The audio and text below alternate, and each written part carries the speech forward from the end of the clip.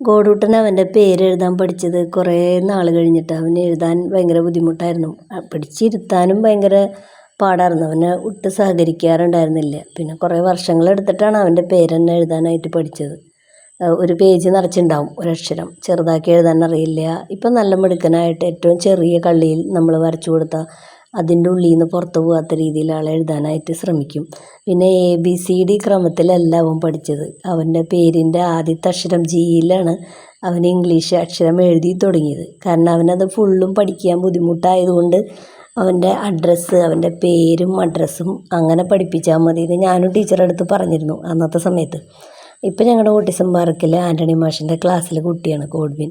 അപ്പോൾ എഴുത്ത് അല്ലെങ്കിൽ ഹോംവർക്ക് മാത്രമല്ലാണ്ട് എന്തെങ്കിലും ഒരു ആക്ടിവിറ്റി വീട്ടിൽ എന്നും ചെയ്യിപ്പിക്കാനായിട്ട് മാഷിൻ്റെ ഗ്രൂപ്പിൽ മാഷ് മെസ്സേജ് ഇടും. അത് അന്ന് രാത്രിയാകുമ്പോഴേക്കും നമ്മൾ ചെയ്തിരിക്കണം. അപ്പോൾ ആദ്യമൊന്നും അവനൊട്ടും സഹകരിക്കാറുണ്ടായിരുന്നില്ല. അപ്പോൾ എനിക്കും ഭയങ്കര ബുദ്ധിമുട്ടായിരുന്നു അവനെ പഠിപ്പിച്ച് കഴിഞ്ഞിട്ട് വീഡിയോ എടുക്കാനൊക്കെ. 1 മിനിറ്റ് 30 സെക്കൻഡൊക്കെ മതി. പക്ഷേ അത്രയും സമയത്തിനുള്ളിൽ ഇവനത് ചെയ്ത് തീർക്കാനും ഭയങ്കര ബുദ്ധിമുട്ടാണ്. അപ്പോൾ കുറേ സമയം വീഡിയോ എടുത്തിട്ട് വേണം അതിൽ നിന്ന് ഏറ്റവും നല്ല ഭാഗം നോക്കിയിട്ട് മാഷിന് അയക്കാൻ വേണ്ടിയിട്ട്. അങ്ങനെയായിരുന്നു അന്നൊക്കെ. പക്ഷേ ഇപ്പോൾ അങ്ങനെ ബുദ്ധിമുട്ടില്ല കേട്ടോ. ഇപ്പം അങ്ങനെ വന്ന് അവനത് മനസ്സിലായി.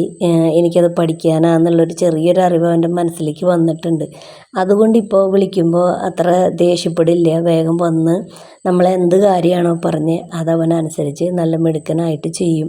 അപ്പോൾ ചെറിയ ചെറിയ ജോലികളിലൊക്കെ എനിക്ക് വീട്ടിൽ ചെയ്യാനൊക്കെ ആൾ സഹായിച്ചു തുടങ്ങി. അപ്പോൾ നമുക്കും അത് ഭയങ്കര ഒരു സന്തോഷമല്ലേ. നാളെ അവർ തനിച്ചാവുമ്പോൾ അവർക്ക് എന്ന് പറഞ്ഞ് എന്തെങ്കിലും ഒരു കാര്യം ചെയ്യാൻ വേറെ ആരെയും ബുദ്ധിമുട്ടിക്കാതിരിക്കാൻ അവർ തന്നെ സ്വയം ചെയ്യുന്നതല്ലേ നല്ലത്. പിന്നെ എല്ലാ കാര്യം പെട്ടെന്ന് പഠിക്കാൻ ബുദ്ധിമുട്ടാണ്. ചിലത് മനസ്സിലാവാനുള്ള ഒരു ബുദ്ധിമുട്ടുണ്ട്.